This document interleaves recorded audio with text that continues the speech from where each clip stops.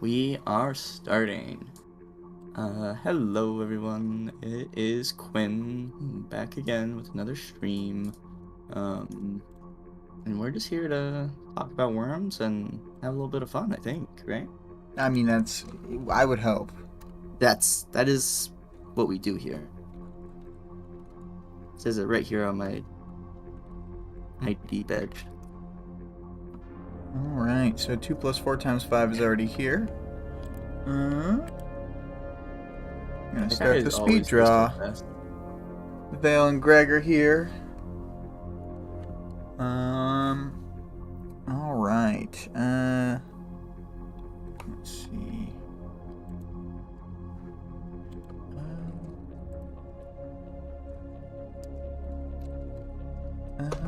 Poor Danny. That's what 2 plus 4 times 5 says.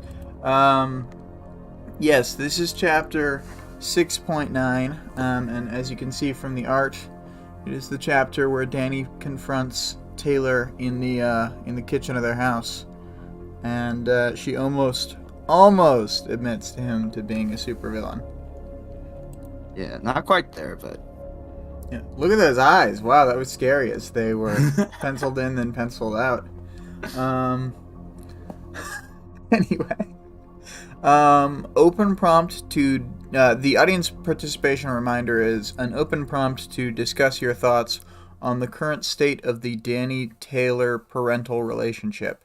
Anything from how they got here to how they could grow close again. The sky is the limit. So, yeah. nice. I like that. It's a good one. Oh, and then Vic is here. After a long absence, Vic can attain all the adulation from Vale.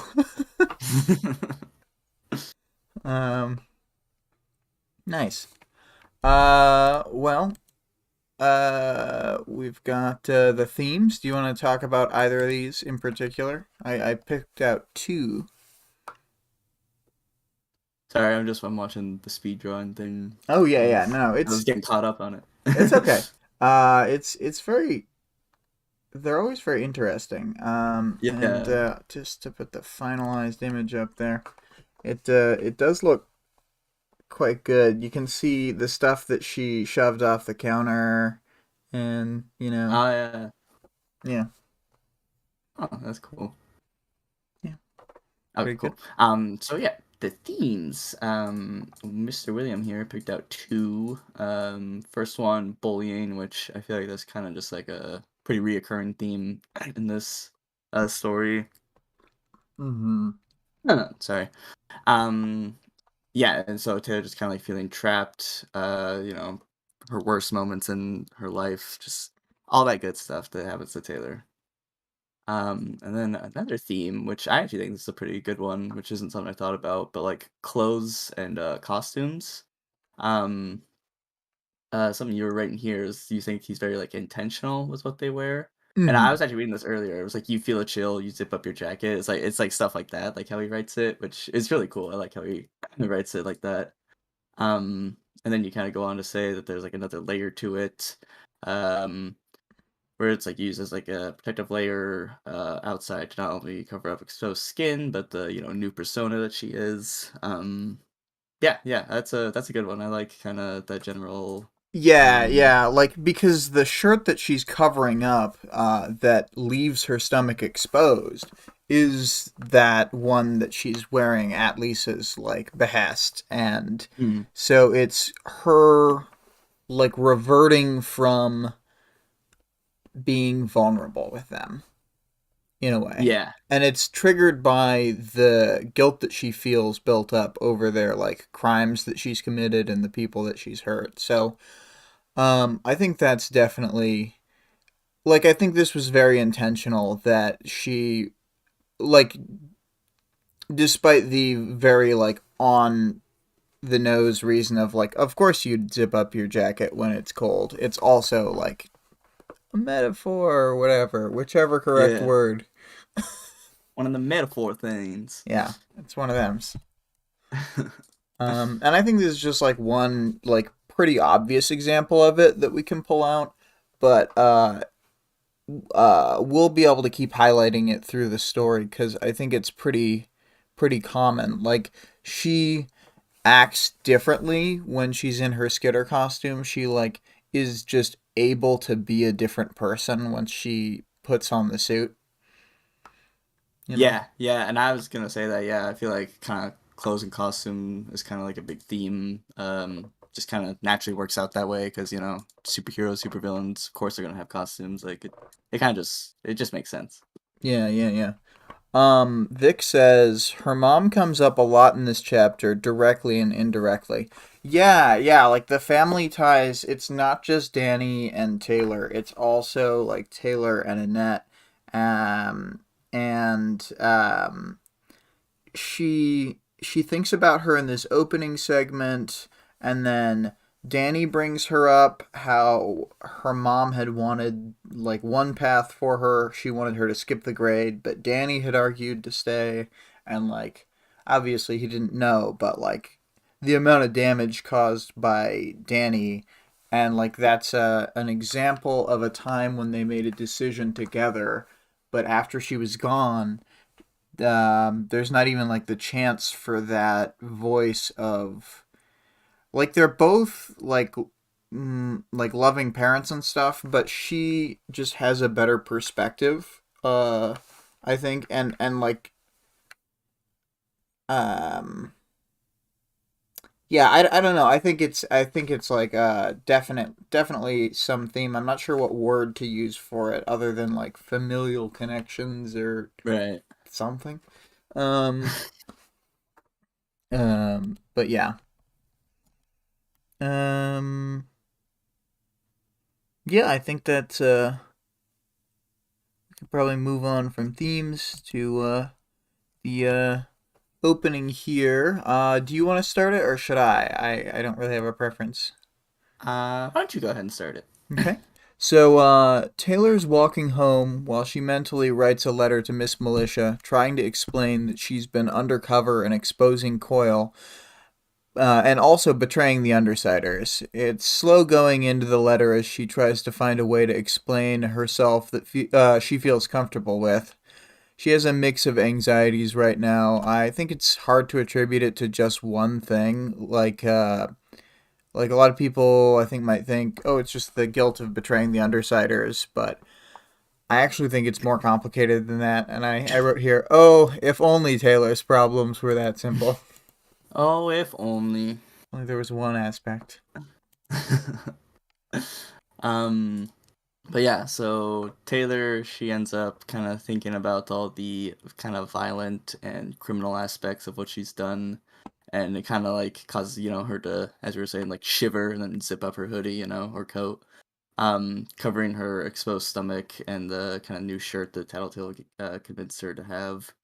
Um, which yeah, that's just again, that was kind of a cool little thing there. Especially how it's like after she thinks about like the violence and stuff is when she zips it up. Yeah. Yeah, because I feel like it's her guilt makes her flinch away from it, kind of thing. Right. Yeah. Um, we get a bit of explanation that between the last chapter and this scene, they got back to the loft, and Brian put off the discussion of Coyle's offer until they've had time to rest. And Taylor had already promised to go home tonight. It says, I was glad for the excuse to avoid hearing or seeing anything that might make this any harder, which feels like compartmentalization adjacent, at least. Seemingly, Taylor wants to carry out the undercover sting before she loses her nerve. 2 plus 4 times 5 says, I just finished rereading the chapter to see if I still get emotional on the 6th read, and now there's a lump in the back of my throat. Ah! Worried face, but or some sad That colon anxiety face. colon capital D. Is that a capital D? Yeah. Well, doesn't a D go the other way though? Am I Wait, which one are you trying insane? to do? Um, You might be insane. backwards capital D. How do you type a backwards Backwards capital capital D. D? I'm so sorry. I'm so focused on this emoji. Um, or not emoji. It's an emoticon, a proper emoticon. Oh. Um, it's a problem with my keyboard. Um, my God, I'm getting shreked. Vale says it's one of the really moving chapters, conclusion to the first part of the story, in my opinion. Hmm. Yeah, I've never thought of this as like the first break point, but yeah, yeah, I could see that, I guess. Um, Really? You don't think this is like a break point? well, I mean, I haven't read, so I don't know, but I think the way I've always viewed the book, there's a point a little further along that I think is kind of the first break point. Um, and then yeah, not all of the like story movements in my opinion are like the same like number of arcs. I think the first one is kind of longer in number of arcs because of how short the chapters are initially. mhm. Um, so, but I mean, like, literally everyone I've heard talk about it has like slightly different like delineation points and stuff. So there is no like standard. Oh, okay. Um, because it's the 30 arcs are very clear. Beyond that, it's kind of just like, well, you could draw a line here or here or here, you know. But I Yeah. mean, this one is just earlier than I think of as the common first one. Anyway, Hmm. moving on.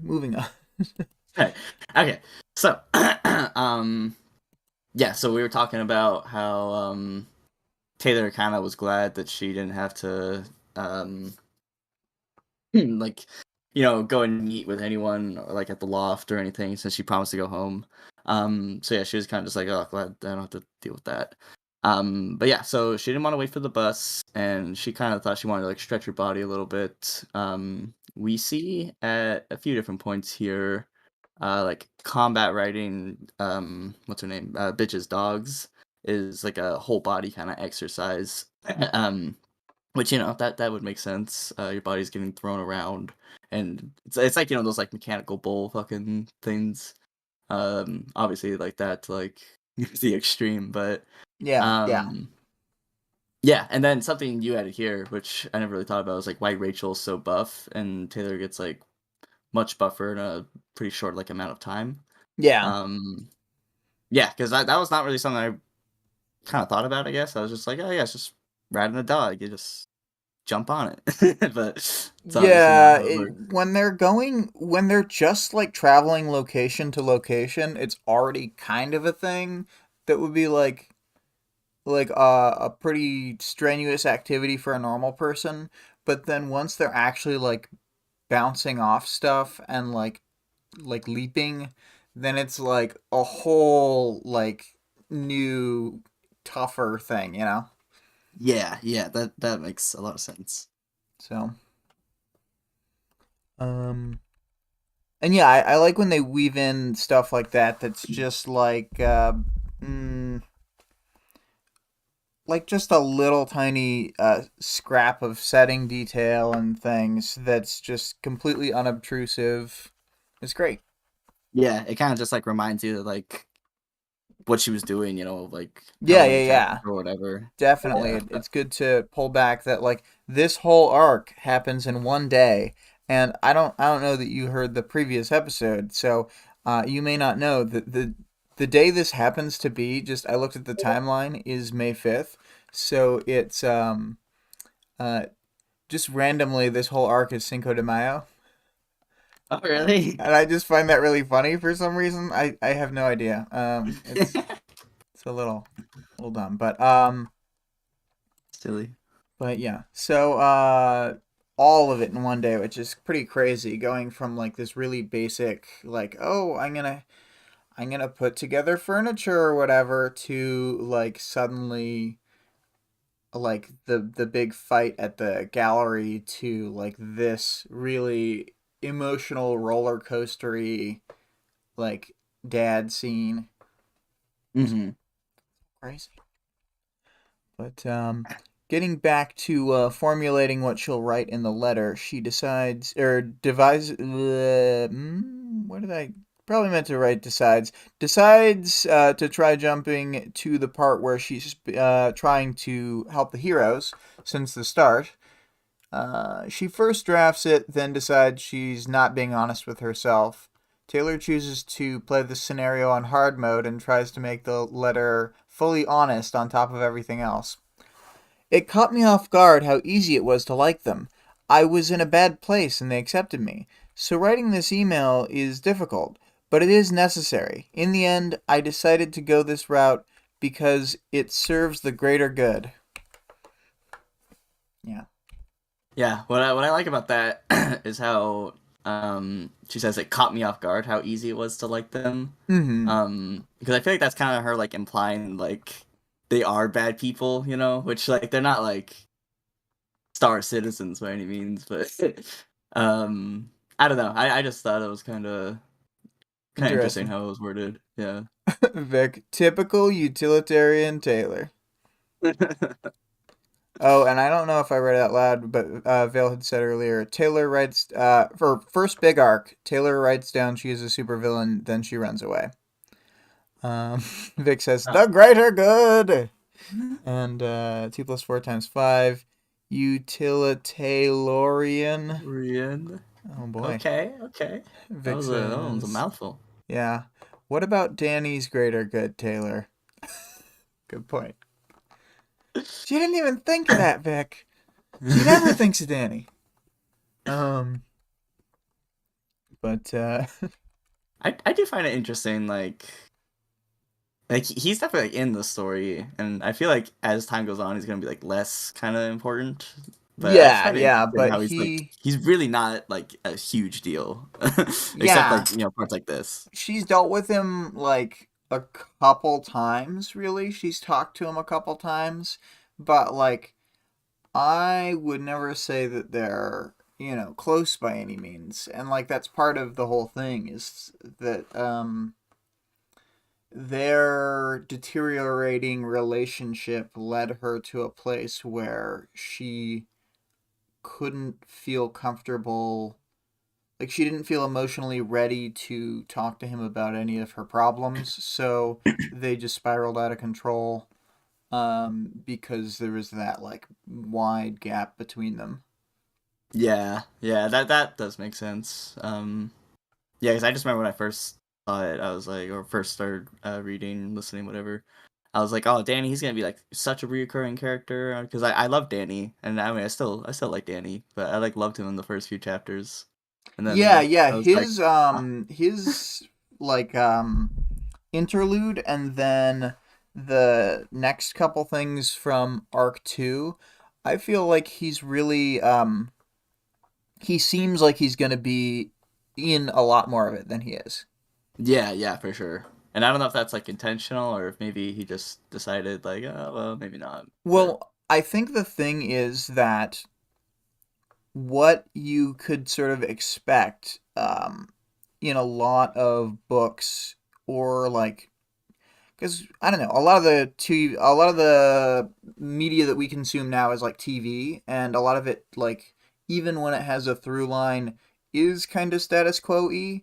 Like this show is very, or this book, whatever thing, is very non-status quo. Like every time stuff happens, the status quo is forever like altered. Like each arc, the like the groundwork of like what's happening in the city and like the interpersonal relationships are like different, um and stuff that happens like really affects how future events happen.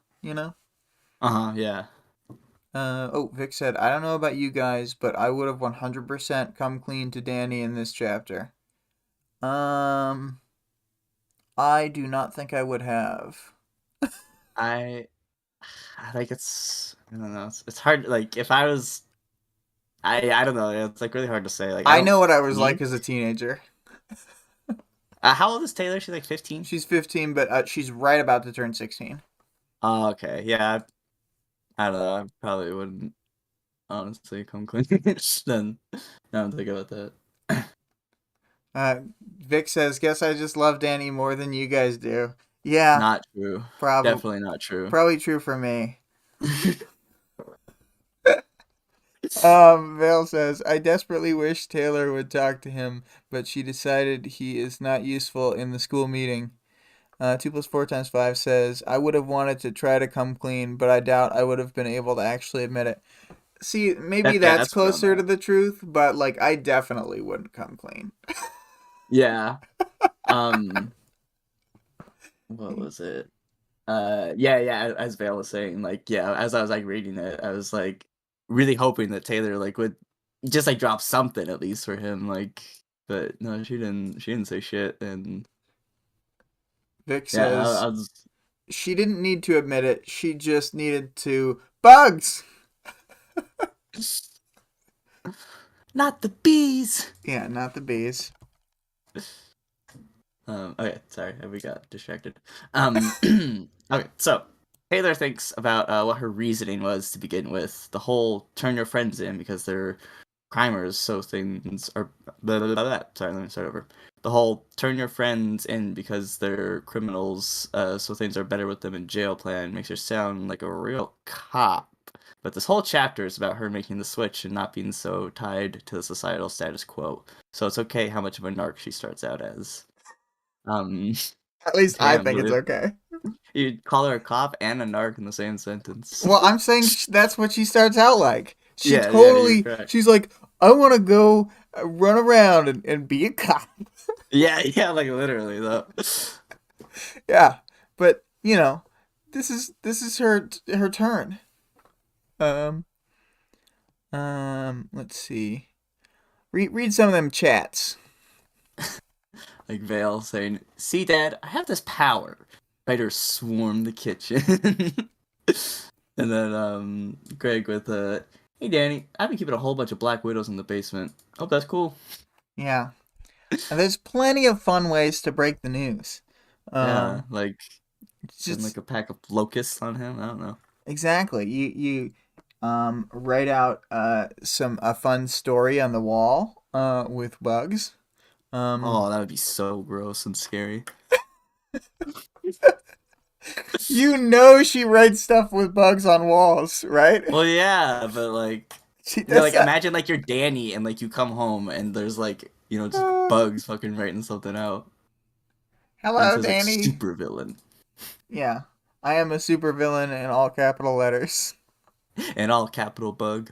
Yeah, exactly. Um, yeah.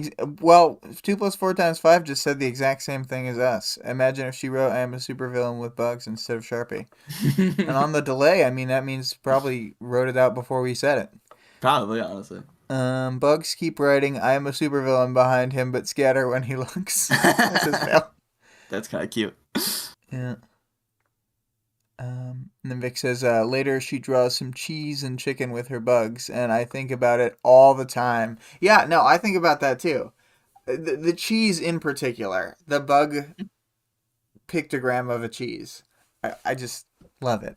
Um, Cheese and bugs. anyway, so Taylor's thinking about Coil and whether it's a good idea to trust the snake in plain sight, even if he does have Tattletale's vetting. You know, Tattletale, the same person who is pretty sure there would be 3 wards at the bank robbery. 3 of them.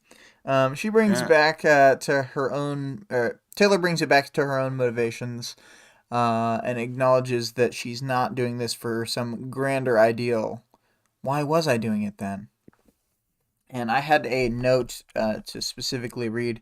I had never thought of this before, but this whole next section, um, Taylor has this sort of natural tendency to draw close comparisons between current events and like specific memories in the past, which is a lot like some of the more alien forms of thinking that are seen in other parts of parahumans. There are several like prominent examples later on of characters being able to relay things exclusively through out of context memories. like whether it's like specific information or like emotion or like just lots of stuff.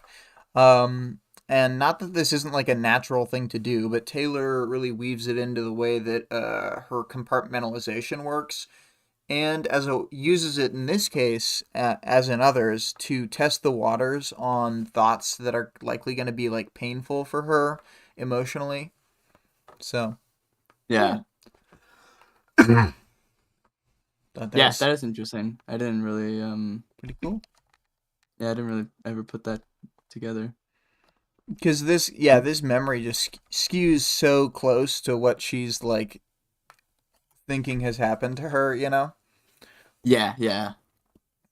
Um. What are these chatters saying, Quinn? Let's see. We got Greg saying, to be fair, Tattletale did better on this most recent job. That is true.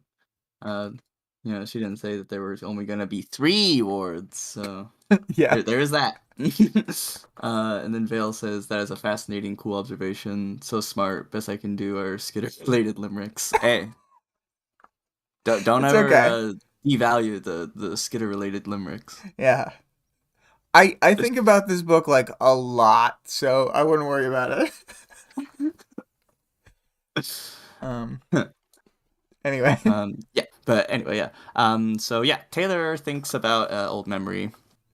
She kind of basks in the glory of her early intelligence to set the scene.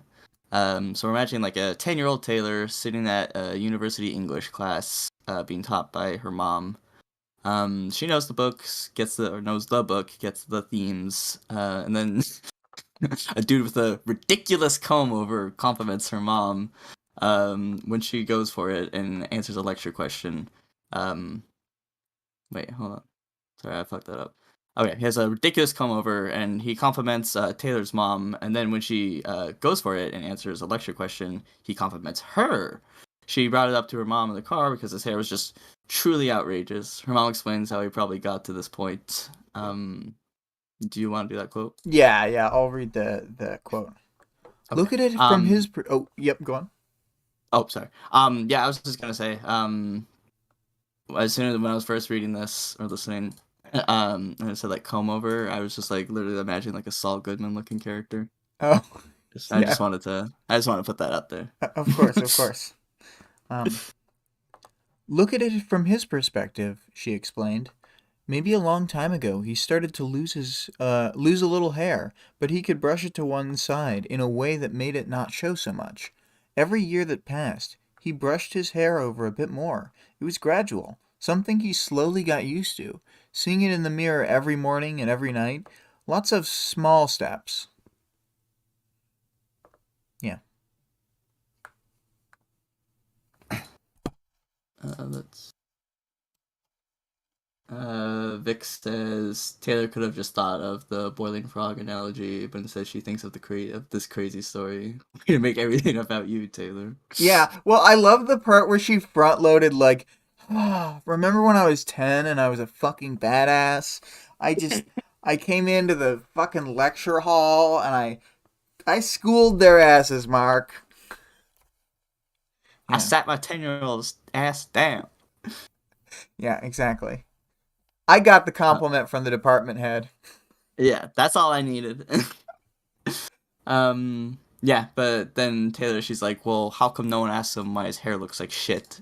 And then a quote here you pulled was, Well, he there's doesn't have a. Oh, I kept thinking of this thing and I was trying to not put the second part, but it's from Santa University, which is a Jamie Loftus comedy like sketch. And the description of the main character is looks like shit and couldn't read. And they like say that about him like all the time. They're like, "Wow, you look like shit. You definitely look like you can't read." and that's what you pulled that from? I just couldn't stop thinking about it. Like Taylor's Yeah. just like such an asshole. She's like a Jamie Loftus character being like, "Wow, you look like shit and can't read." He's like, hey. Yeah. um, yeah, the quote is Taylor's mom. She's like, he doesn't have anyone to point it out for him, she had replied, and anyone who knows him well enough doesn't want to hurt his feelings, even if it might be better in the long run. Taylor gets her mom to tell him, and then he ends up fixing his shit and thanks her later. Annette's social courage to tell her boss his hair looks like shit always stuck with Taylor. Mm-hmm. Which yeah, I feel like I can definitely see how that would be like an impactful thing for Taylor. Because I mean, I feel like most people don't want to tell their boss their hair looks like shit. Yeah. But that maybe that's just me. Yeah. Definitely. Um. So, what do we got here? We got Vale saying toupee shaming Taylor at her lowest. Vic says Taylor's mom encouraging Taylor's judgmental vanity. Greg saying Taylor was judgy even as a child. Yep. Vale. This is why she fixated on Emma so much. Nice hair. Um. Maybe Emma's hair shaming was rubbing off on her. She's so hair phobic. She's bald phobic actually. Oh, okay, you're right. Um, but let's see here. After this memory, Taylor has a moment because thinking about her mom is still painful and raw for her. She has the thought that she would give italicized anything for a 30-minute conversation with her mom. Um, Annette would know just what to do. Although, if we think about it realistically, would she even be able to work up the courage to tell her mom, then find a way that she's okay with explaining it all in just 30 minutes? Ooh. Yes, 30 minutes. Yeah, I think it would take more than that. Yeah, I maybe think it it's been would be like a month. harder to tell her to get the advice for writing the letter than it would be to just write the letter, right? Right. Am I Yeah. crazy? No, I don't think you are. Well, not in this scenario at least. Yeah. um yeah, but yeah, I mean it's taken her like what fucking months to even like get this close with Danny. It's like would she really be able to even do it in 30 minutes? Like I know she was closer with her mom, and that when her mom was alive, she was closer with Danny.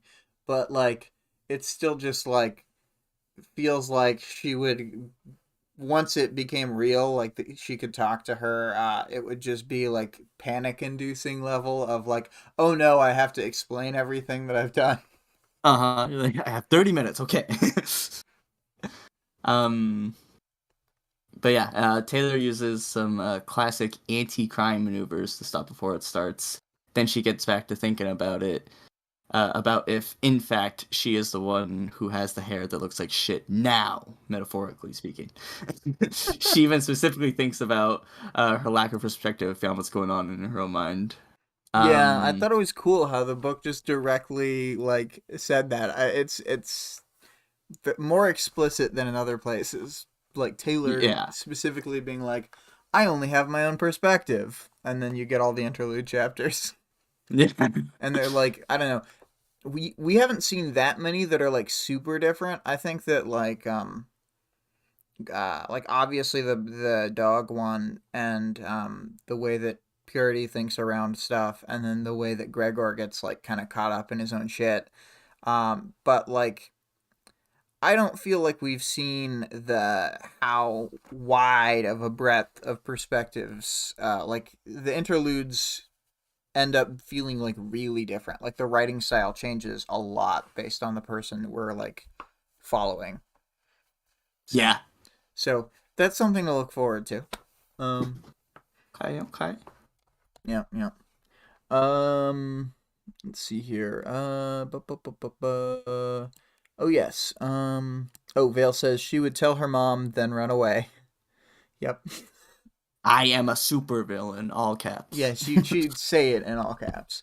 Yeah. Um so I hadn't been thinking of or oh, book quotation. I hadn't been thinking about this clearly. I was still confident enough I could send that email, make the call, but before I did that, I had to get my thoughts in order. As long as nothing throws off her concentration, she'll definitely turn in the Undersiders to the heroes after she thinks about it for a while. Probably? No, definitely. As long as nothing dramatic happens this chapter, she's definitely going to have turn in the Undersiders. Ah, thank God. Yeah, Good thing nothing dramatic's gonna happen. yeah, yeah, yeah. And then, oh yeah, yeah. This is kind of. I think I should read this one. One thing that I wanted to pull out here was a line that I'd forgotten about. I needed the words on my computer screen in front of me, concrete words in black and white. Yeah, it links it really well.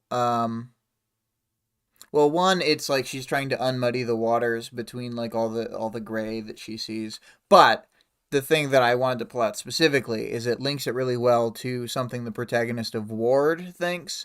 And I hadn't like remembered this line well enough to see the through line between the books until this reread.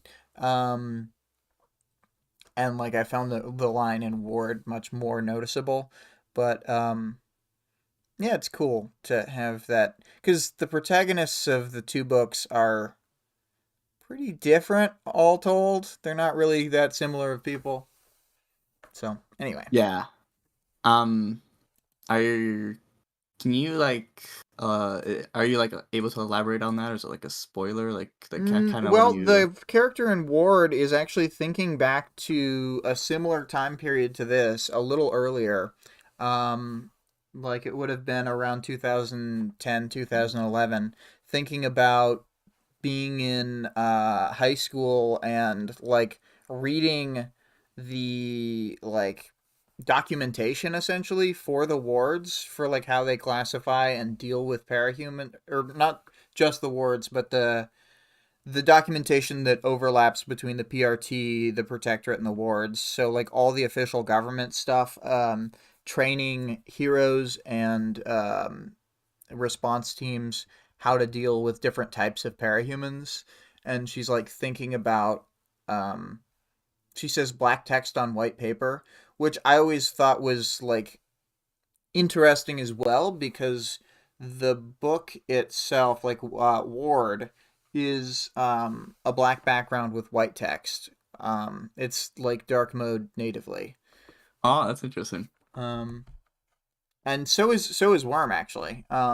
If you're reading it on the desktop site, if you read it on a phone, the website kind of loads up shitty, and it's like white with black text. Um, but if you do, yeah, you can just switch it over to desktop and read the thing. I am working on a computer here, but I do a lot of reading on the phone. I read Yeah. almost all of Ward on the phone actually, Ooh. when it was coming out because I know I couldn't wait to get to a computer screen. It was impossible. Kids are always addicted to your damn phones. I know to read books. That's what all the kids um. do, right? Yeah, so then Taylor, she gets to like the back door of her house. She kind of like goes to reach for her key, and as she does that, her dad kind of opens the door, the kitchen door, and he's like, "Taylor, it's good to see you safe and sound." My dad looked tired, years older than the last time I saw him. Taylor gives Danny a quick hug and makes sure he got her message that she was going to be late. He says he did a while ago, and then he locks the door and starts to ask her, "What happened?" Um, yeah, not Yeah, not really anything too crazy going on there. yeah. Taylor does some getting home stuff, making sure all the things she had with her made it home, and then she takes off her sweatshirt. She gives off a real no big deal attitude when explaining the story about Brian, the furniture, Aisha, and the caseworker. The way she words things is deceptive to make it seem like that just happened and the caseworker was there for much longer than the short visit we saw in 6.3. Yeah. And so yeah, Danny then kind of asks like if she was alone with this Brian figure, which she lies and says Lisa had been there until right before the caseworker had shown up to make the story sound a little more parent friendly. He notes that Taylor is wearing a new shirt, and then he mixes in a compliment, probably so it doesn't seem like an attack. She lies again and says it's Lisa's. Then after he responds, she tries to bail from the conversation, being just like kind of deflective, like, "Oh well, I'm gonna go to my room. If that's all right. I'm kind of wiped." Yeah. And then my dad shook his head. I'd rather you stayed to talk. Taylor doesn't want to do that, though. She's already nearly at her limit mentally and emotionally, dealing with the turmoil of trying to push through and write the letter. I didn't want to worry about concocting more lies for my dad. She asks if they can talk in the morning, and she says she really needs to organize her thoughts. But when she tries to open the door to the hall, it won't open. Door's jammed, I said. Door's locked, Taylor. So's the door to the living room. What is this? What is this? Oh, I Yeah, wrote what is... I wrote this like it was Thunderdome. Two Heberts enter. One Oh. Hebert leaves. Okay. I like that. Yeah. Sorry. You can take the next one too. Okay. I just thought I like, it was like a whole paragraph in itself because of the shouting. yeah, it like, I like proofread like most of this before like we started, but I didn't see that. And I was like, huh? But Yeah. anyway, um, but yeah, so Danny has them locked in the kitchen so that Taylor, has to talk to him. He kind of like sets up two chairs like fucking prison interrogation style. Um, kind of from the kitchen table, one kind of like in the middle of the kitchen for Taylor, and then one at the back against the door for himself. Um, tells her to sit, and he doesn't listen when she tries to get out of it again. He just says, sit again. Just kind of keep telling her, just sit, like, we just have to talk. But, it's italicized, so now he's being serious. Mm-hmm. Um, yeah, she has a bad feeling about this, and then he kind of reveals that the school called today. She, like, immediately apologizes. She's like, oh, yeah, like, I know I'm rough or whatever. And then he kind of goes right into listing, like, all the stuff he's been hearing. Yeah. I feel like the reason I call out several times in this chapter that something's italicized or whatever is Wildbow is already getting way better at writing like dynamic dialogue where you can kind of understand the pacing of it just from reading it on the page, which can be really tough to like convey. And I think that he manages it well by like putting the not only like putting the commas and stuff in the right places, putting the sections where there's an actually like she had replied, she said, she explained, like stuff like that in just the right places to break up the sentences, and then like uh knowing when to italicize a word for emphasis so that you understand how the sentence was like formed and what the big thing was. Sometimes using caps to like show that someone's shouting or whatever. Like just all sorts of tricks to make it feel right. Yeah, that's something I've definitely been noticing is, like, I feel like I kind of feel like the flow of the conversation, like, kind of, I mean, obviously, like, I listen to it, but, like, I feel like as I'm, like, listening to it, like, that's pretty much how I would, like, imagine them talking if I had, like, read those words. Right, right. Yeah. Going over to the chat for a second.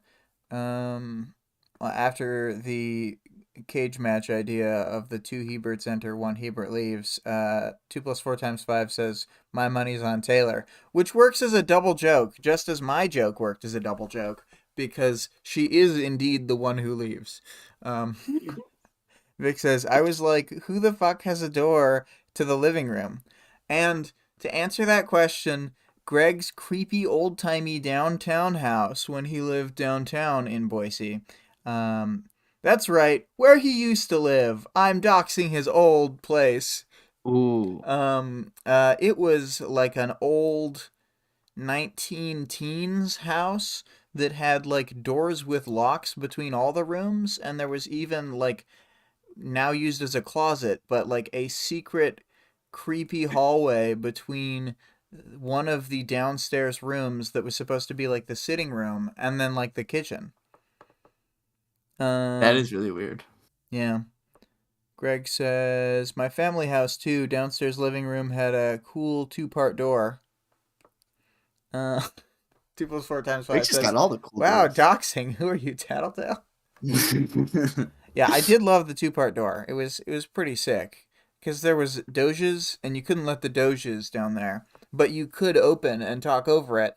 Um, and yeah, Make them feel included. Yes. I think we're here, right? Or were Yeah. we? I just read that. I think. Yeah, yeah. I saw it's you on there, right? Oh, Yeah, okay. yeah, yeah, yeah. Okay, yeah, it's you. Yeah, yeah, So this is me. Okay.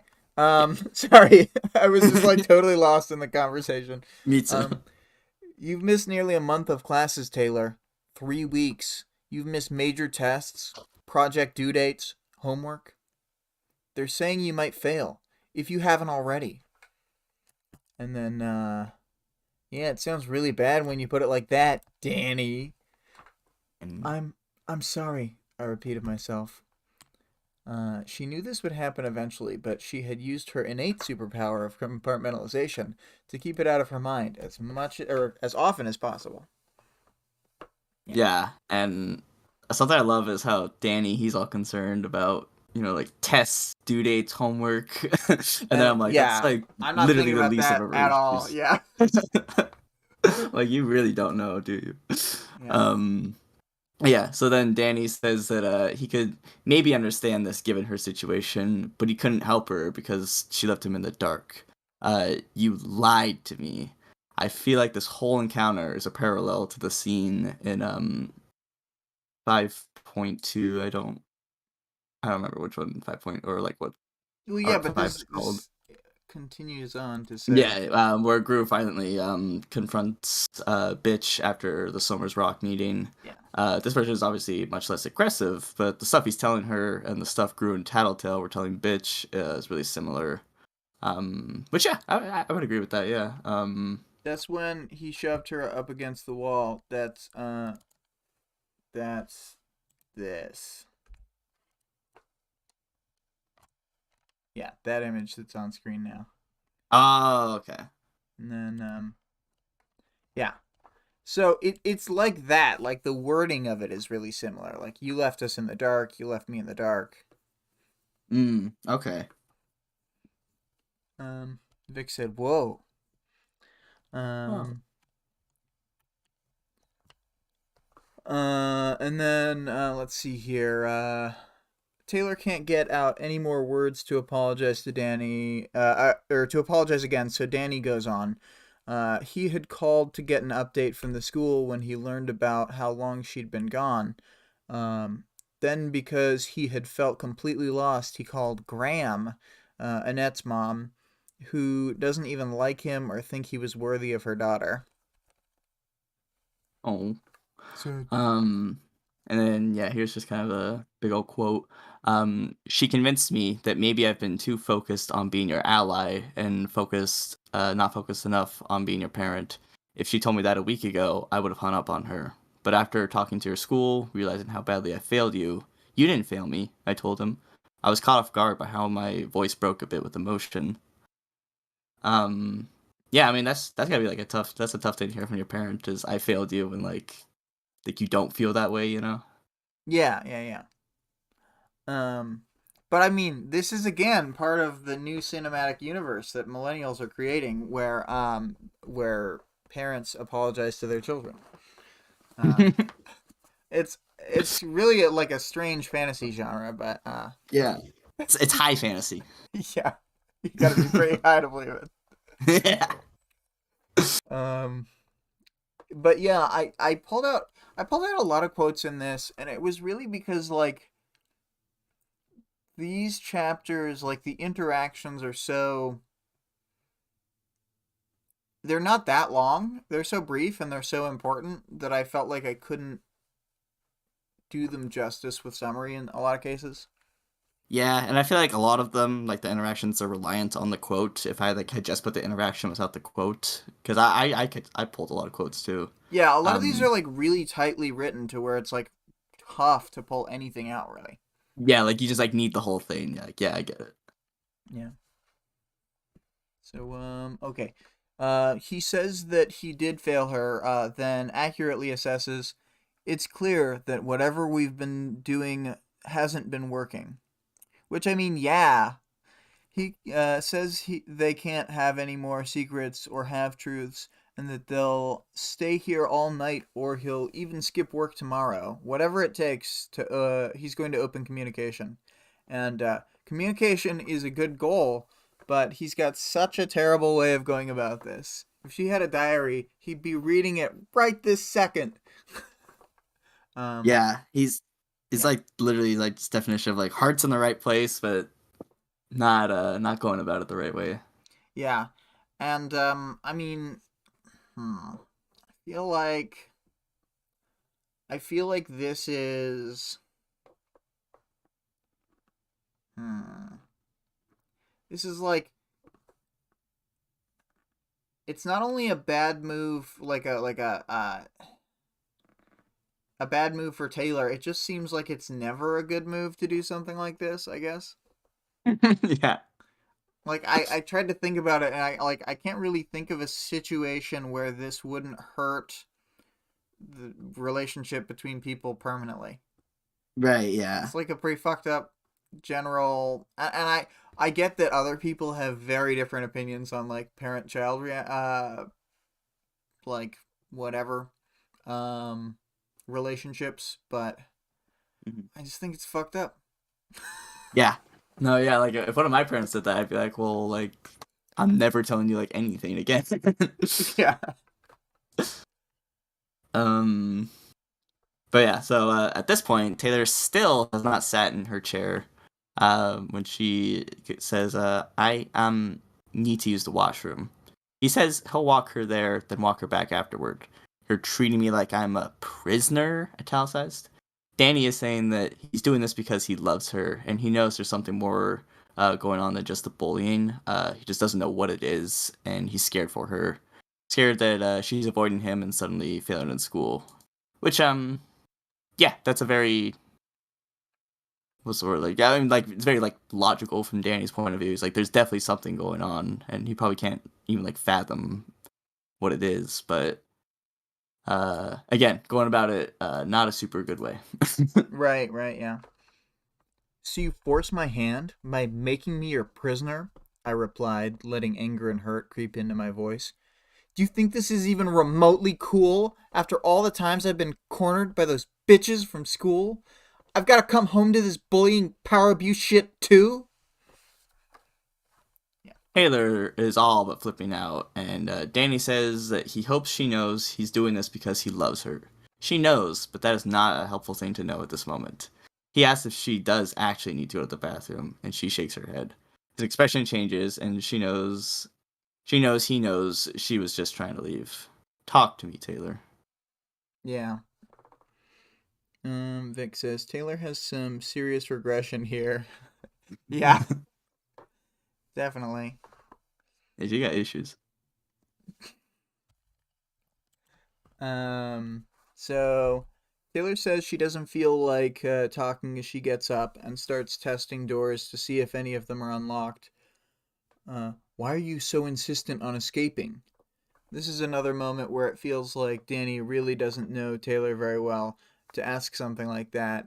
Not that she shows him that side of herself, but she's always trying to avoid and escape stuff, like just all the time. Um, I could hear the pain in his voice, which didn't make me feel any better. Yeah. So, Um, yeah, so then obviously Taylor starts to kind of lose control of her emotions, which in turn kind of causes her power to go a little out of whack. She's like kind of clenching her fists unconsciously, and also, and in a similar unconscious reaction, her power is drawing in a swarm that she has to like physically like focus and like you know like actually push it away. Like it's just kind of like almost doing it by itself, sort of deal, you know. mm-hmm. Um, but yeah, she makes like a conscious effort to like keep returning the bugs, being like, no, no, no, like, why is this happening? Yeah, yeah. I kicked the chair hard enough that it made a mark as it hit the fridge. My dad's eyes went just a bit wider, but he didn't move or speak. Um, I like how we get to see Danny taken aback by this, but not wholly surprised by it. Yeah, it's a good moment, and it actually made me think a little bit. There's this sort of foreshadows a bigger outburst she has later in the book, and he says like I couldn't imagine that that would happen like afterward, but in a way I think it's just him like memory holing stuff like this. Um, because, he sees her have this outburst, and I don't know. It's just it has it made a strong memory foreshadowing that I had not given enough stock to. Like, I hadn't thought of that other thing that I brought up earlier. What was the stupid thing? The black and white on the computer screen crap. Um, Oh yeah, there's just like a lot of, this is like a dense arc. They're all dense, but I wasn't giving enough density credit. yeah, yeah. Yeah. Um, Oh, and Vale says Danny has a bad temper. Luckily, Taylor is more level-headed. Greg says, "Ha!" Uh, ha.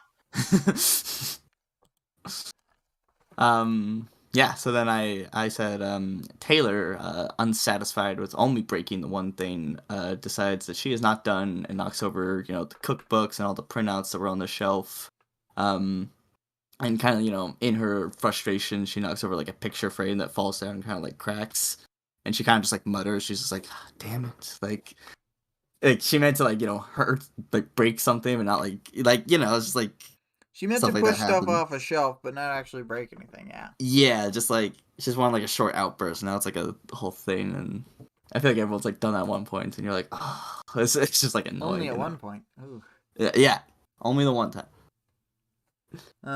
Yeah. Oh, and not that it matters too much, but as Quinn pointed out, this paragraph and the previous one, we've switched over to the Quinn writing section. He had a crack at this, which I really wanted to get his perspective because he's the only person in this little community aside from M who is unfortunately very busy with life, uh, who has not read this before, and also the only person who actually does like the voice stuff who hasn't read it before. So it's just we don't get a lot of that perspective. Not a lot of people would come to a Worm thing if they had not completed all of Worm already. Yeah, well, I mean, like it's a little nerve wracking because you go into it knowing like I know the least. Yeah, but I mean it's cool. Like, everybody wants to get that perspective. We're all Yeah, chasing your book youth. Um, let's see here. Possessions can be replaced, Taylor. Vent however you need to. I like this quote from Danny a lot. There's wisdom in saying things are just things and can always be replaced. Danny being someone who struggled with anger issues in his life, I can imagine he expressed himself in similar ways. Yeah. yeah, yeah. I just liked that quote. Possessions can be replaced. Vent however you need. It was just kind of sweet and kind of like a dark way. Yeah, yeah. um, But yeah, so Taylor, she's just like, I need like a minute, and she kind of like sits down and she does like the classic like like those stock pictures of like a sad kid at school, and he's got like his knees up and his like arms and his knees and Yeah, face it's like in his like hand. it's like sad but not rocking back and forth fetal positioning. Yeah, yeah, like you're getting there, but you're not quite there, and You're yeah, so like she kind kind of of goes like to the that punk position. kid. You're like, "Fuck you." Yeah. um, I'm gonna read this part too because Yeah. this was kind of just a stupid thing. It's just like a this isn't even really that big of a deal, but I thought it was really interesting. So basically, what I wrote was it took Taylor from 924 to 940 before she could fully keep her power and control without acting on its own. Um, and I don't know, like maybe I'm just tripping, I don't know, but I just thought like the times like 924 to 940, I was just like that seems just like very like interestingly placed, I guess, because I don't know if he's ever like really expressed like a matter of time like that before, like is it just me or does that seem like weird, or I There don't there have really know been a how to few explain it. times she also has like she'll she'll call out what times things happen at sometimes, like in the portion where she meets them at the loft for the first time. She notes the specific time a couple times. Um and then in in this, there's like a time when she will, much later on, like put bugs on the hands of a clock to know what time it is. Actually, that's not like a one-time thing. That's just something that she does a lot, I think. Huh, But okay. but Maybe I'm just weird. I don't know. well, no, It no. just I struck mean, me as odd. I think it's supposed to be there to indicate like it takes her like 15 or 16 minutes just to calm down at all. Yeah, which is a pretty long time. I mean, not like a long time, but Also, I mean, they could have been talking for one or two or several of those minutes because she comes in at 9:24, they talk a little bit, then she sulks in the chair, then she looks up at 9:40. okay. Yeah, you're right. Um Vale had said, I love Worms so much. I wish I hadn't read it and was just starting so I could read it for the first time again. Yeah. That's how a lot of people Chasing the feel. dragon. Um Come on, Taylor. You faced down supervillains in life or death situations. You faced down Armsmaster earlier tonight. Is it that hard to face down your own dad? No. 10 times harder. Yeah, this was cool to see, of course. Armsmaster and villains alike are a scary thought for Taylor to face, but what could be worse than having to have this sort of face down with your dad? Yeah. Yeah, and then I pulled a big boy quote right here. So my throat was thick with emotion, and I doubted I could organize my thoughts enough to convince my dad that I'd done everything for the right reasons. I'd opened my mouth to tell him, stammer out the basics of it. Maybe he'd even look concerned at first. Then, as I kept talking, failing to adequately describe what I'd done and why, I could see his face turn to confusion. After that, disgust, disappointment, a little part of me died inside at the thought. Um, yeah, so I guess Taylor, yeah, she just kind of fears telling her dad, just like her actual, second life that she's living. Afraid of just how he would see her, and I kind of liked how she like said the like expressions, of emotions he would go through, like concern, confusion, to disgust, to disappointment, and yeah, because like when you're talking like your parents and like I'm very disappointed in you, and you're like, man, that one just fucking that one hit. Yeah, yeah, Um, yeah. yeah, like it's cool. I liked how they kind of just like wound it up like that. Mm-hmm. Yeah. Taylor fears telling her dad what she's really been doing, afraid of how he would see her. I like how Taylor explain. Oh wait, is that the one you just read, or?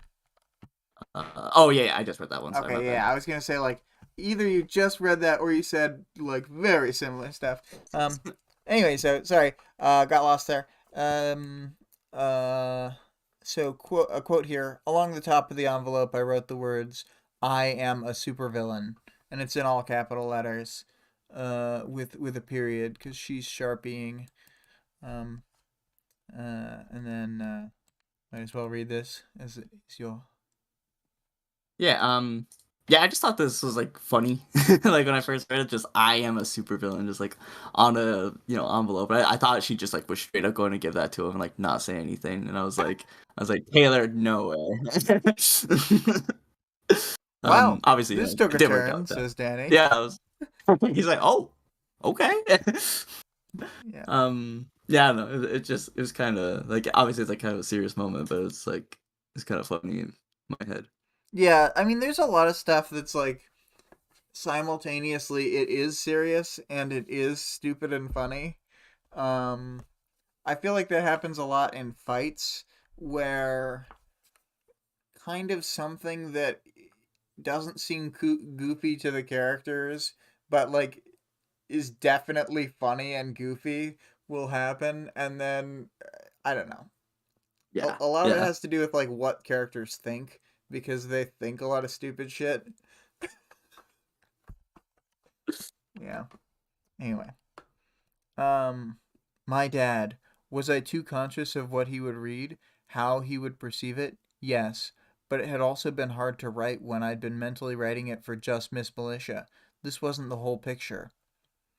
It's cool how Taylor was mentally preparing to write it for Miss Militia and now has to actually write it slash say it for Danny. Um, World works in funny ways.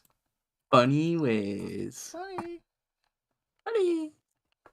Um, yeah, and here's a quote I pulled. Um, I didn't want to send that email to Miss Militia because I liked those guys. That wasn't the big realization. What made me stand up and burn the envelope was the realization that I liked those guys. I was fond of them. I trusted them to have my back. Yet I'd always held myself at arm's length.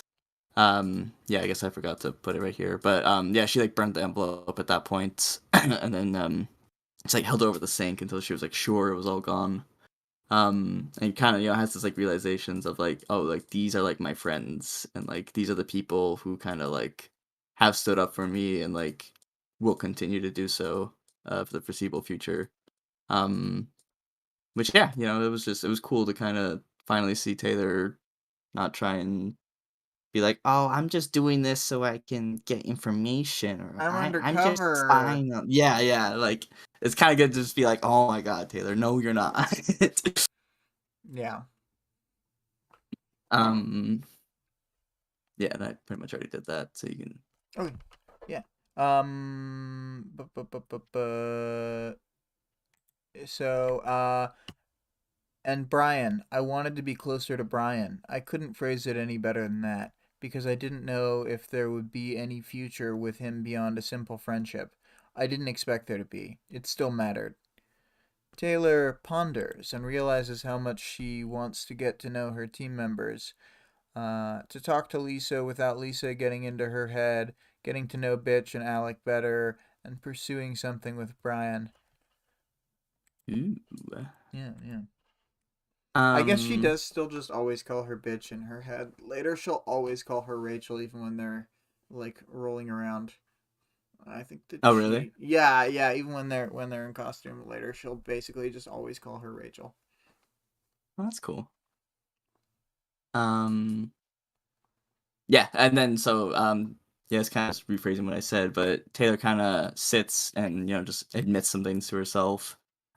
She's like, as we were saying, like running out of excuses of like spying on the undersiders or being undercover, blah blah blah. Um, and she yeah kind of talks about how she wishes she could open up with them more and just kind of like be like genuine friends with them instead of being like a coworker sort of basis.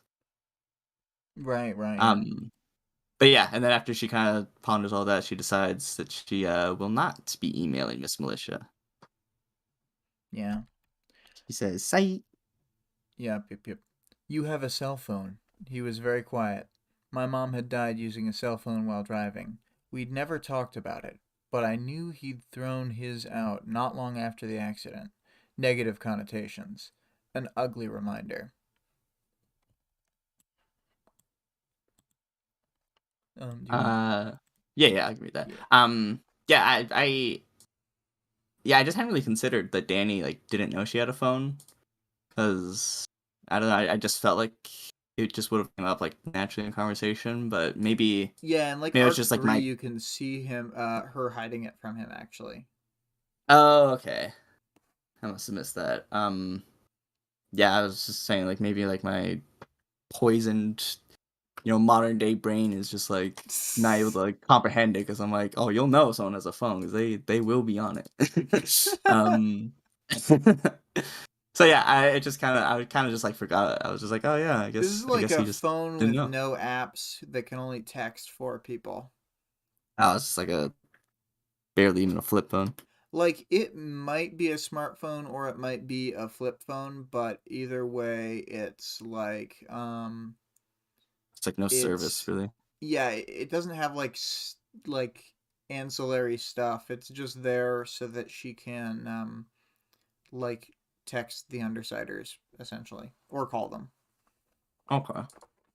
Cuz they can't give out this number. Yeah, yeah. Yeah. So, Mm, yes. So, new clothes, you're angrier, Lying to me, missing school, this cell phone. I feel like I don't know you anymore, little owl. He used my mom's pet name for me. I flinched a little. Carefully, I replied, maybe that's a good thing, because I sure didn't like who I was before. I did, he murmured. I looked away.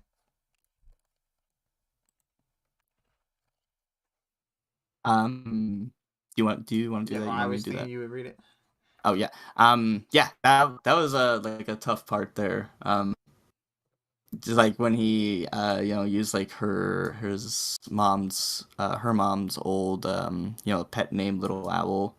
Um like that was like where it first stunned, and then she was like, I didn't like who I was, and then he was like, I did. Like it was just like it just like kept getting like more and more heartbreaking as I read it. I was like, oh no.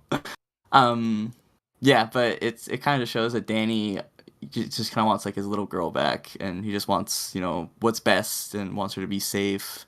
And Taylor, obviously a growing person, is going to change, and she just happens to be changing right now, and it's just conflict between them. Yeah. Hell yeah. Hey. Um, Danny admits to Taylor how him and her mom decided Ooh. Taylor would be happier if she attended high school with her best friend. It was I do want to correct this a little bit. It was that Annette had wanted to move Taylor forward in grades, thinking that she would be bored in school, and Danny had specifically thought that she should stay back in the grade she was in so that she would progress with Emma because they were such good friends. So, Okay. you know, twist the knife.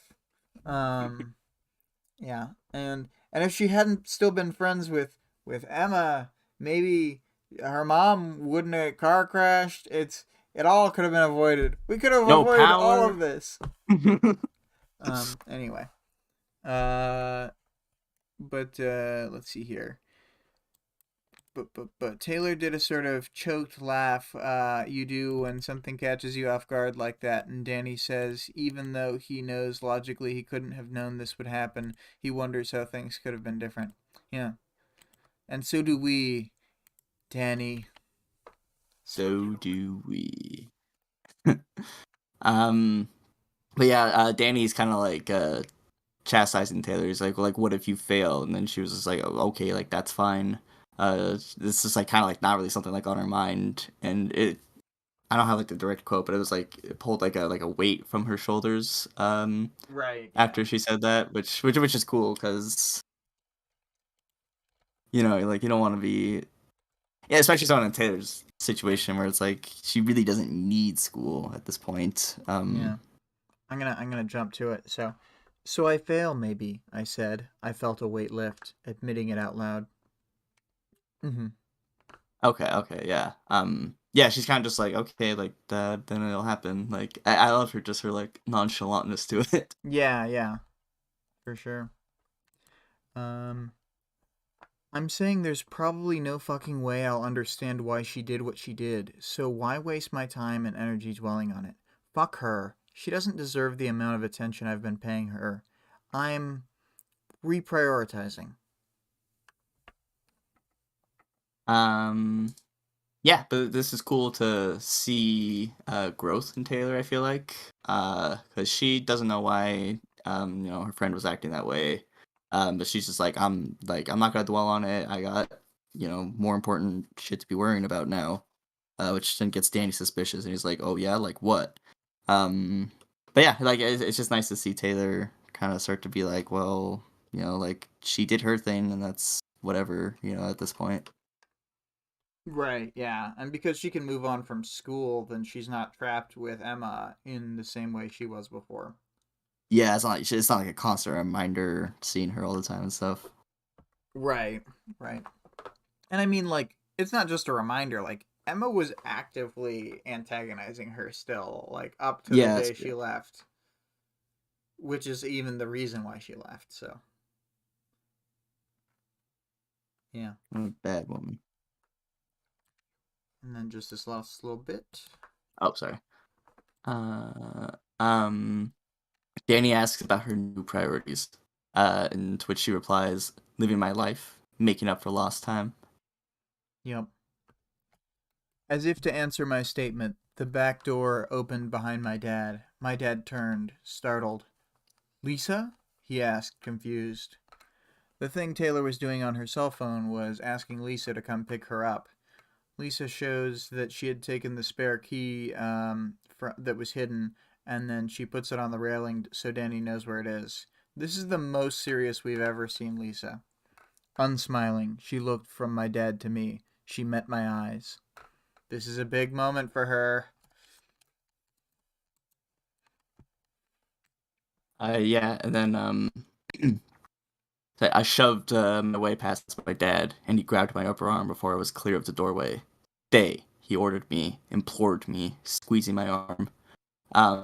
Taylor gets out of his grip, twisting her arm until he can't hold on any longer, and hops down the back stairs. As she kind of jumps down the back stairs, she says, "Felt my knees ache at the landing." This line could just be because of the strain from earlier, but it also works to show the pain she feels having to physically leave, an extension of the pain she feels for hurting Danny by leaving. Mm-hmm. And I don't Which is know that I interesting. worded this like super the best. It's like she also clearly like I think I didn't mention enough just there that it's like the feeling that he has betrayed her and that she has to run away is like kind of what I was trying to encapsulate. Yeah, yeah, okay, yeah, I see that, I see that. In addition to the last little bit about like there is a definite part of her that the reason she's hurting is because she's hurting Danny. So it's like multi-directional. Yeah. But yeah, I there's um, a lot of little things like that where I just feel like there has to be more to it than just like it's too perfect for it to just be there because like well of course her knees would hurt when she like jumps down like that'd be yeah, dumb if that that's was just the math. yeah if we just were like surface level reading only please. Yeah. Um, Oh, Vale Vale said a said few something. things I Yeah, wanna, go for it. yeah. Um, yeah, I'll just start from here. So he said, "I also wonder if this is the first time they have had this sort of conflict. If only he had noticed the swarms of bugs in the hospital when she triggered. Give it up on school, another instance of running away." And then he ends up by saying, "Seriously, Taylor could join the wards, explain the bullying, and she needs out of the school, tell her dad all of this, and get support. Thing is, she made friends, and that's all she wants right now." Which, yeah, yeah, that's definitely a very good point. Like she could totally have gone the hero path, and maybe even had a better life or whatever. But she just wanted some friends. Yeah, yeah. So where were we? I just Oh, read here. this. Yeah, Yeah. so Taylor takes a few more steps before she turns back, but even when looking back, she can't actually meet his eyes. I love you, Dad, but I need what did I need? I couldn't form the thought. I I'll be in touch. So you know I'm okay. This isn't permanent. I need a breather. I need to figure all this out. "Taylor, you can't leave. I'm your parent, and this is your home." I don't think that's his Um, tone of voice. you don't think Taylor, so? you can't leave. I'm your parent, and this is your home. Oh yeah, maybe. He's probably pretty Um, desperate. yeah, and yeah. So Danny's kind of making a final attempt to lay down the law, as they He's just say. not good at it. Yeah, he's really not the best at it. um, Yeah, he doesn't know though that Taylor has decided to just continue breaking the law this very evening because of the whole thing. Taylor rebutes the idea that this is her home right now, implying with her statements she doesn't feel safe and secure here after what happened tonight, which is a very valid concern, I would say. Um, because Danny's just the worst at trying to confront these situations, I guess. Yeah. Vale says, so easily she could have. It is just the obvious thing to do. She's the only thing keeping her from it. maybe try Danny Lyons and Gilbert Gottfried voice. My God. Um, Taylor, you can't leave. I'm your parent, and this is your home. I can't. This is your home. I just can't do a Gilbert Gottfried well enough. But I think we could It's all hard. imagine in our souls the Gilbert of our own Gottfrieds. We all have that Gilbert inside us. Yeah, exactly. Yes, now we know why she ran away. Exactly that. Well, I wanted to go back for a second to uh, the only thing that Taylor, like keeping Taylor from joining the wards, but I don't necessarily think joining the wards is like just strictly better because like she'd just be another cog in like the overall PRT machine. She'd just be like one more ward being dispatched by Pigo to go do whatever. And I don't necessarily think that's better. It really So, depends on like what she would want to get out of it, I suppose. yeah. Because in terms of like how they were saying, she'd like tell them about it, like end the bullying, move schools, all that. I think like a pathway like that would definitely be possible by going like a hero. I mean, like it's possible either way, obviously, but it's just like easier that way. But I agree with you with what you're saying. How she would just be like another, statistic. Vale says she would have therapy, better school, assistance. Yeah, I don't know though. Probably be like more well liked by the general populace. Whatever. Some things are more important than that. Yeah, I agree. Anyway, so I think that you were you had just finished that, or Yeah, I just read okay. that. I would say Danny is already at the pleading stage. You have to understand, I didn't have any other options. You were avoiding me, not talking, and I can't help until I get answers. I can't give you any answers, I replied, and you can't help anyways. He tries to approach a bit more, and she retreats in equal measure. Come inside, please. I won't press you any further. I should have realized you weren't in a place where I could. Um, yeah. Um, yeah, and then so when he takes another step toward Taylor, Lisa steps in his way in between them. Lisa, my dad turned his attention to her, looking at her like he'd never seen her before. You're okay with this? Danny is clearly underestimating just how okay with it she's likely to be. Lisa glanced between us again, then carefully said, Taylor's smart. If she's decided she needs to get away and work stuff out for herself, I trust it's for good reason. There's plenty of room for her at my place. It's not a problem in the slightest. Yeah. Fail says drawback to Taylor joining the wards 50% less bank robbing. Yeah, that's Pretty true. big drawback.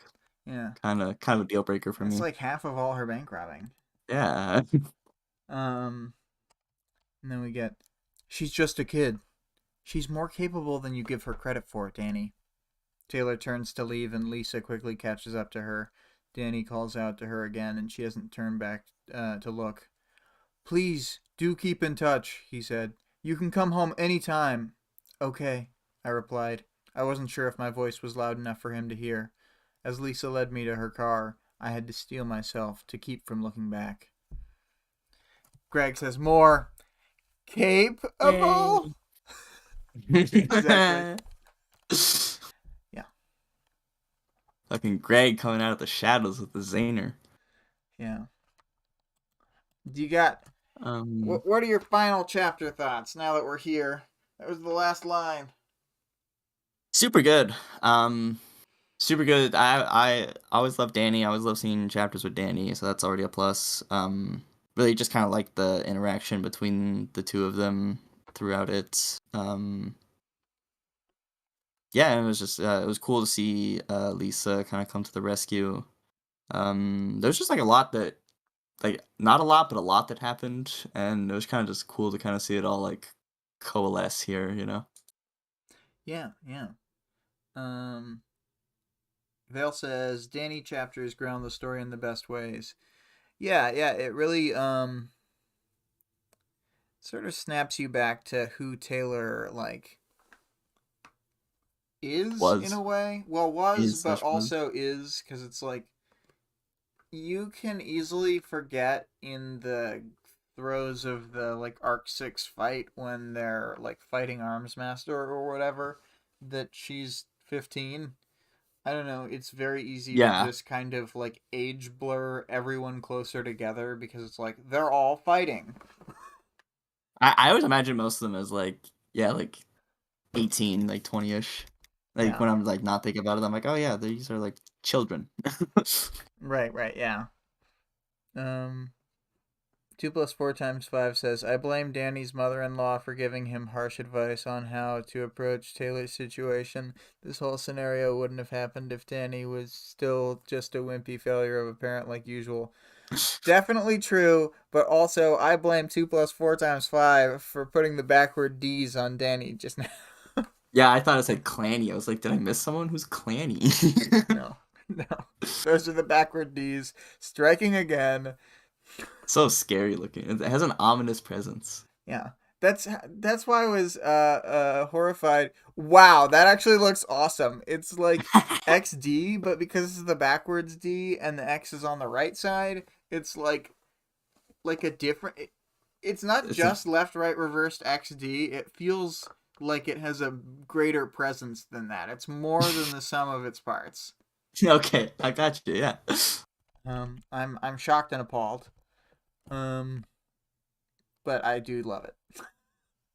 Um anyway, sorry. Yeah, this is a great chapter. There's still one more in the arc, the interlude, but it's not really related as close as some of them are. It's more like the Gregor the Snail chapter, how it's like not super really. I guess a lot of them aren't that tight end, but like the Danny one is, and the Wards one super is, um, and then the Victoria and Amy one, not really. The Brutus one is super tied in. Then the Purity one, not really. I guess it sort of toggles back and forth. But yes, this story bit of this arc is basically done. And then we get some intense world building in the interlude. Um, but do you have any arc thoughts since we're here? Um, I don't know if I have like an overarching one, but I don't know. Like, yeah, this been a very like very hectic arc. I feel like we haven't like had a chance to just like sit down and breathe like with this right here. Which even this not really like sit down and breathe because there's still something going on. But it's like not as like in your face, I guess. Yeah, this is a pretty roller coastery one. Like the most we get to breathe is in 6.2 when she's sort of reading the news and the ABB has been defeated or whatever, like is about to be defeated or whatever. Mm. Um uh but yeah. And I'm sure that Vic and I will come up with like we'll review the arc. I just thought like maybe you had noticed something that we might not with our wizened eyes. Yeah, I don't know. um, nothing like comes to mind, but I'll sleep on it. Okay. Um. Maybe one will come to me. Yeah. Yeah. Yeah. So for the characters, do you want to read? You had written the main little blurbs here. Yeah. So yeah, characters just who we see. Danny, of course, playing the ever concerned parent. For good reason, even though he doesn't really know how good of a reason. Um, we get to see Danny, express himself and provide hospitality, but also because like that phone call he had, like he wants to express hospitality, of course, but he also wants to maybe like try and be a little more like authoritative, I guess, with her, because he can just like tell she's not acting how she usually is, And Mm-hmm. end of the day, though, Danny just kind of like wants her to be like okay, which I think most parents can, you know, relate in that sense. Yeah, but just the general sentiment of wanting someone to be okay is not a sufficient. Not a good reason to lock It's them in the it's house. well, it's not a good way to measure how to parent because it doesn't. You can't use it as a guiding post for your actions really. Like, I want them to be okay, but like, what do they need? Like that need assessment uh has to be good. Oh, Vale Mhm. says I have to head out. Fun as always. Thanks. Bye, Vale. Hi, Bye. Bill. Thank you for coming. Um, yeah, and then we've got Mm, I didn't write anything for Taylor because I mean she's in like every chapter, so yeah, we don't. I don't really know what different I could say about her this chapter, except that she's like growing more and like accepting that undersiders are her friends, I guess. Yeah, this is like a major turning point chapter for her, switching and deciding to just like actually be on the Undersiders and stuff. Yeah. And then I also wrote a thing for Lisa, but I just had another kind of like thought about it. Because Lisa, this was also kind of like a weird, not weird, but like a different scene for her, given that she was not like, her usual kind of tattletale, giggle kind of self. She was Yeah, like, deadpan serious, which definitely different from like I think we've ever like seen. Like we've seen like maybe glimpses of it, we've but I don't know seen if her it's be angry with Rachel once, in that like alley scene, the 5.2 scene. But we've never seen her like this. yeah. So yeah, it's cool to see kind of undersiders are all kind of changing. Times they Yeah. are changing. I mean, she's still gonna be the happy-go-lucky tattletale and smiling to cover up her feelings most of the time, but I think that this was a very important moment for her specifically. This was like, in anime when it just goes chance and then they do a thing, they say the word chance when they see an opportunity. It's that. Okay, yeah. And I see and I what you're mean, saying. I don't know that the characters are always literally saying chants out loud in those animes even, but it's the Yeah, the yeah, feeling of the Japanese association with the word chants. yeah. So that's a good analogy. Yeah. Um, but yeah, it's cool to see that with her and there weren't. It was just those three, right? Yeah, they're the only ones in this chapter, really. Well, no, we hear about Brian a little bit, and she thinks about Brian. Mm. Um, and then I she guess very her briefly thinks grandma. about Rachel and Alec, and yeah, they mention Graham Yeah, but and her none of mom. them really. What about her Oh yeah, true, mom? true. I guess probably should have had her mom on there. Yeah, think your thoughts aloud about her mom, Her Annette. mom. I'm just curious, kind of how she would react to how Taylor's acting now. Obviously things will probably be different if her mom is still alive, but let's say, parallel universe, her mom is alive, but everything's the same. Like, I'm kind of curious how her mom would take the information. Yeah, yeah, yeah. It's Um, it's unclear because we don't know her well enough. mhm. But I feel like it would be hard to explain to her like why like the headspace Taylor's been in. You know what I mean? I think she's maybe being more accepting of it than Danny, but it's hard to say. Yeah. Um, do we ever find out, like, more about her later, or are you kind of always in the dark about her a little bit? I mean, there's more stuff like this. Yeah, but it's never, like, explicitly, like, stated. Right. I mean, like we never like have a flashback to when she's alive and see from her perspective or something. Okay, yeah. Whereas like I can say I don't feel like this is too much of a spoiler. There will be a later chapter when we see from Lung's perspective, and he has flashbacks to like major moments in his life that are like really crazy and interesting. But like, so you do get to see like a lot more of some characters, but no, we never see from her perspective. Okay, okay. Interesting. And yeah, I don't know if you wanted to add anything to this. I Oh literally yeah, couldn't let me think of see. anything. You said Taylor's power gets a little out of control due to her state, and she has to take some time to just sit down and let it die down over time. Mentions maybe something about this. Only yeah, yeah. So it's very. They're trying to make it more clear as time passes that the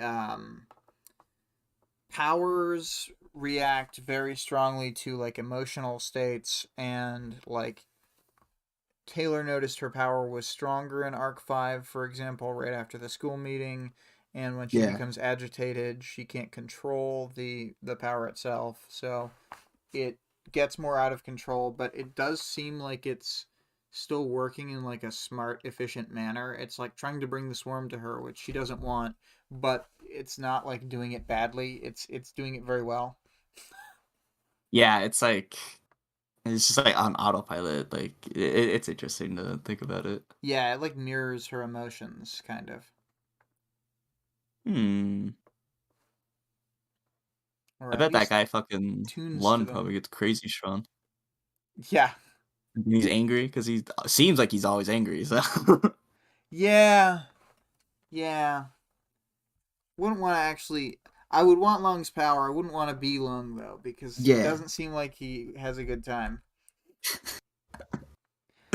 And yeah, as 2 + 4 × 5 says, that's my secret. I'm always angry. I'm always long. Probably. Lund probably. Yeah, I remember when he said that. probably. Um, I think I think there's not that much other world building. Like there's family lore building, but that's different. Yeah. That's characters. Bridge building. Yeah, bridge definitely destroying from Danny. Um, Yeah, it's halfway gone. Yeah. I think we're ready for the audience participation deal.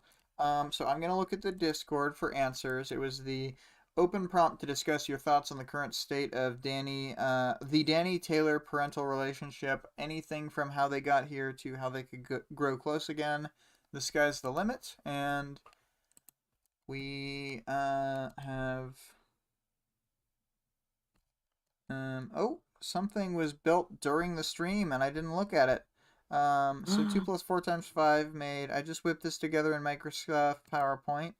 And it is a delightful image. Let me drag it. Gonna show it on the screen. Here it is. Eclipsing Danny. My word. Eh. Yeah. And then uh, spoiler tagged because it hasn't happened yet. Exactly. Bug cheese, bug chicken, says Greg. And then let me see. What's happened? Um, oh no, the backwards D on the keyboard. It's getting real in the lore I memes. didn't see that till now. Yeah. Greg said, "Now here's the real question: Are you sure that's the only key reversed? You could secretly have been typing backwards O's all this time." And Oh that gets no. a sob reaction from Quinn. Um, let's see here. So in audience participation, um, the we got one answer, and it's I feel sad. Um, cool. So, this general discussion is mostly about feeling sad. So far, that's about Right, right. 100% of it. Um, You know what? I will leave that audience participation question for people in the future. If anyone watches the video of this later and wants to comment on it, that's all good. Always encouraged on any of these weeks. And I will skip to reading the audience participation question for chapter 6.x. It is, what do you think of the birdcage now that you've seen a glimpse of it? Spoilies, you're going to see the birdcage. So that's something to look forward to. Mm. And yeah, I'm going to start reading the links real quick. Boop, boop, boop, boop, boop. Where are those? Here they are. So the music from the opening and ending of this is from CO.AG Music. And this one is On the Move from their documentary music playlist. The Discord link can be found in the description and in the channel description. The author of the work being discussed can be supported on Patreon at patreon.com/wildbow. The full text of the work is available for free online at parahumans.wordpress.com. And there's also a fan-made audiobook of the entire work that we actually listen to weekly before the mainstream at audioworm.rain-online.org. So Quinn, any final thoughts as I start up ye old outro music? Um, great chapter, great character development. Excited and nervous about the birdcage, and yeah, just like very solid kind of chapter all around. The Birdcage, 1996, has an 82% on Rotten Tomatoes. Says 2 plus 4 times 5. Interesting Dear stuff. God. Interesting stuff. Well, thank you very much for being on the stream, Quinn. It's always very helpful to have a guest co-host and so forth. Of course. Thank you for having me. Yes. Always a great time. Goodbye, everyone. Goodbye, Greg. Goodbye, 2 plus 4 times 5. Goodbye, Silent Vic. And I will see everyone next week. Bye.